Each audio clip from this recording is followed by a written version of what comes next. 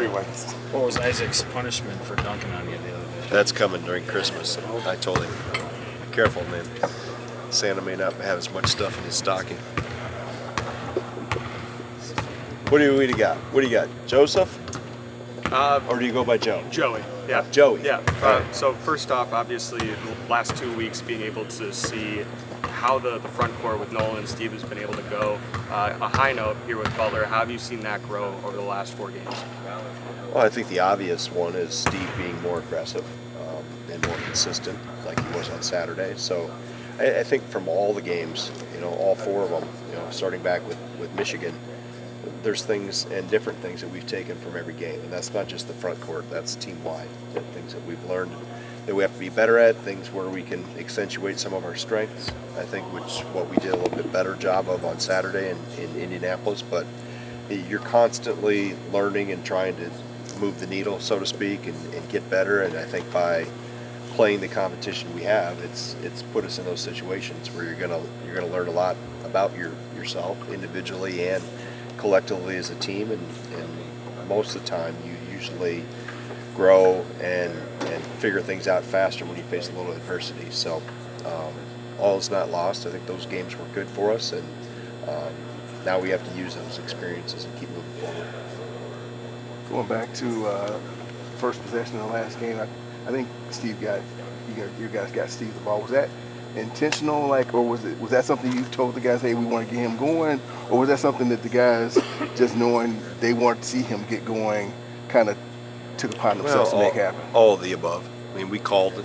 The call we had on the first possession was intentional for him to be there. Now, we've opened or had that in the first 3 calls at some point in time, probably 90% of the games we played. So you just saw a really good result, right? He scored with it and was physical towards the backboard with it. So we've used that in the past.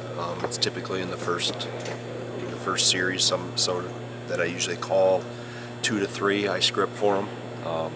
But it was also talked about that Steve needed to be more aggressive. I mean, that's not a secret in terms of what the expectations were of him, and I think it's a credit to him that he played the 17 minutes that he had. He took full advantage of those. Going back to Nolan's recruitment, I remember when he committed here, he said, before his official visit here, he kind of already had it in his head that he was going to Minnesota, and was pretty set on them, being that his dad played there, and said, it was a meeting between you and Coach Kravinoff that kind of flipped him, where you showed how he'd fit in here, and maybe some of the other bigs you've had. I'm just curious if you remember that meeting and what you kind of showed him, that where that light bulb kind of came on. Yeah, I think we talked about him carving his own path and blazing his own trail, so to speak, and then just show him the lineage and the history we've had with guys like him. We've had several that have come in with size and skill, and then we help them get better. And I think for him, he realized that, and I think the bottom line too, he wanted to win. That was a point that we really drove home. You come here, you're going to win. You're going to play in the NCAA tournament. You're going to compete at the upper echelon of our league. And knowing his background and how competitive he is, and his background coming from Lakeville North and how much success they've had there, that was something that was really important at the end of the day.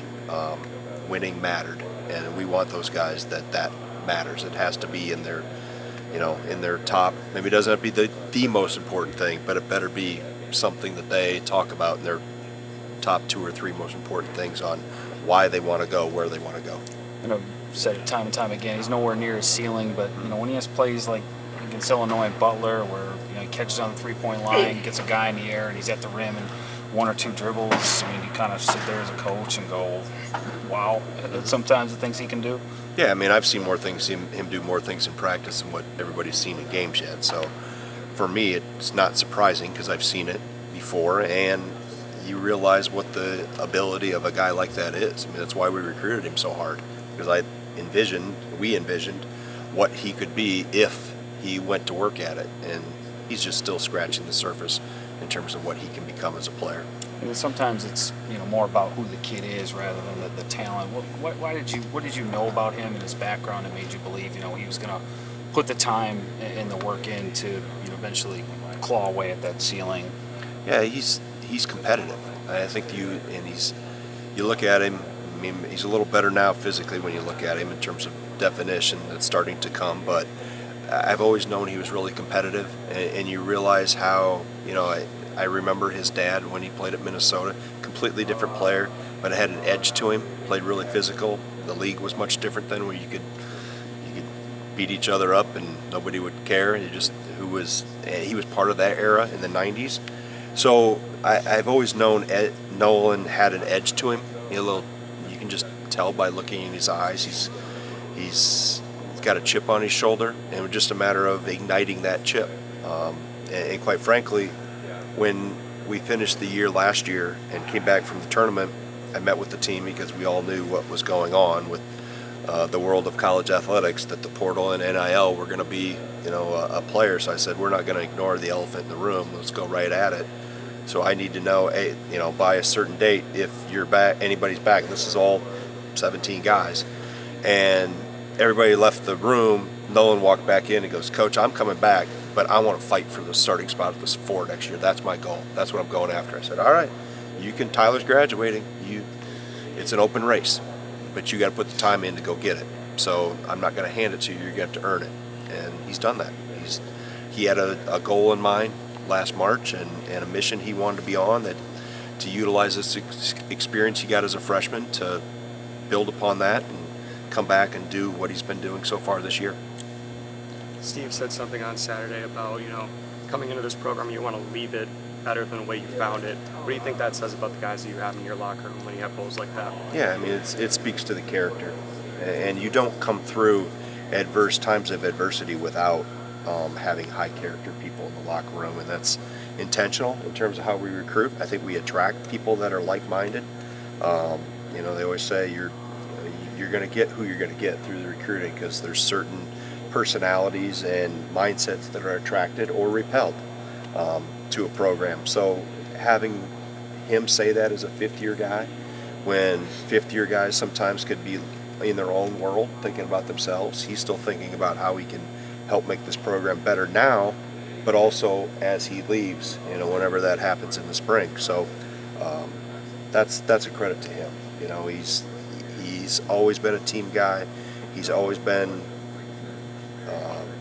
we before me guy. Sometimes, as you've heard me say, he's too unselfish when he's on the court, but that's just who he is as a person. And I think we've got a lot of guys like that. The whole locker room, I think, really is like that in terms of they play and have pride in playing for what's on the front of the jersey, knowing that the back of the jersey will get taken care of and be in a good position, but you really get individual accolades through team success. I don't see a lot of MVP awards being handed out to an 8-25 team.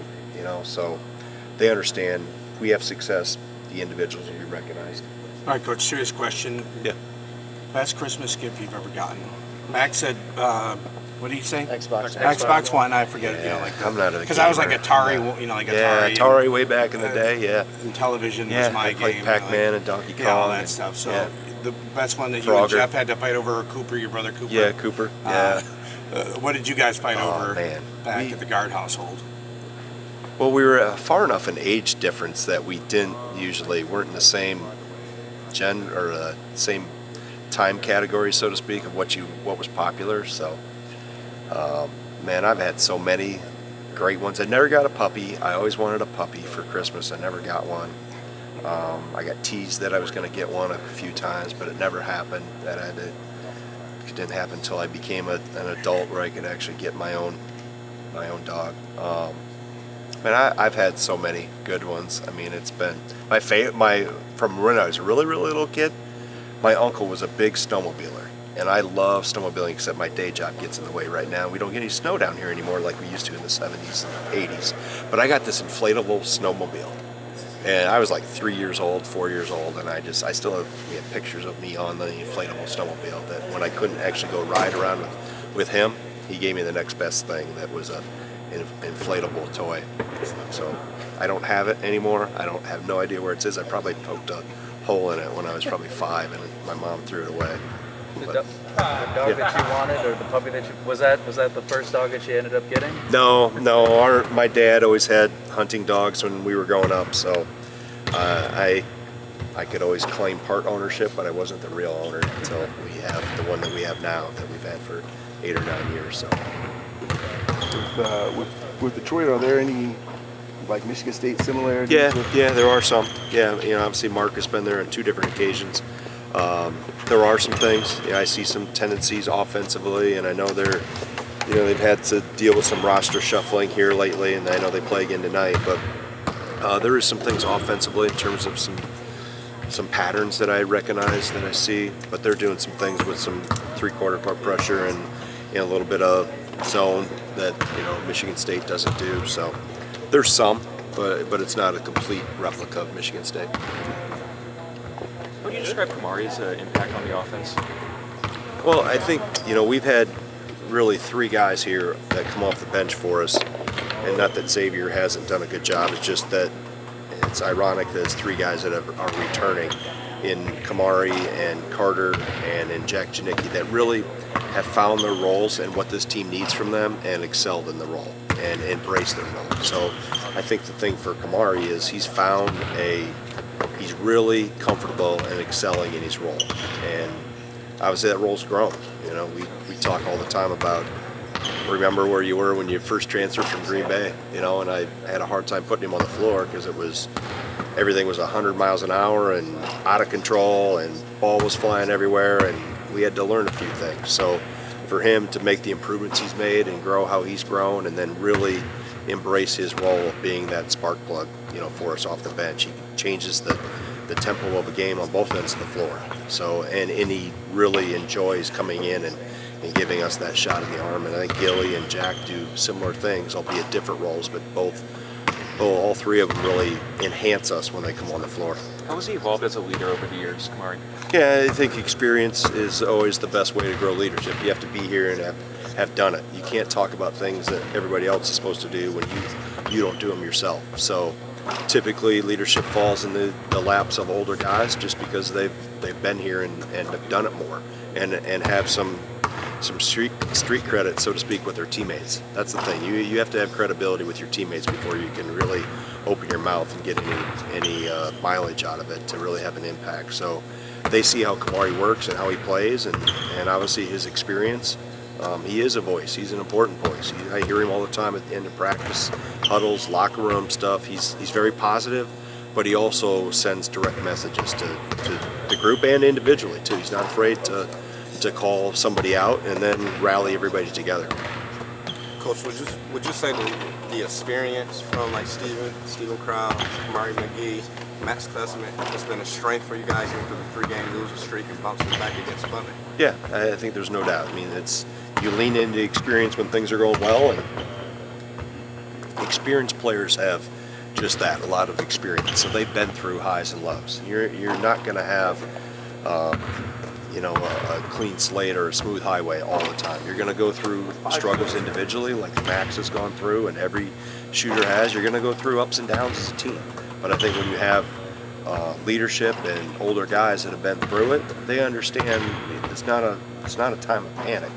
Or maybe younger guys or less experienced guys think the sky is falling. They understand, hey, no, you go back to work the next day and let's get better at the things that we didn't do well and move on to next, because next comes pretty fast. That's one nice thing about basketball versus football. I like football, but I could never coach it because I wouldn't want to wait 7 days to play the next game.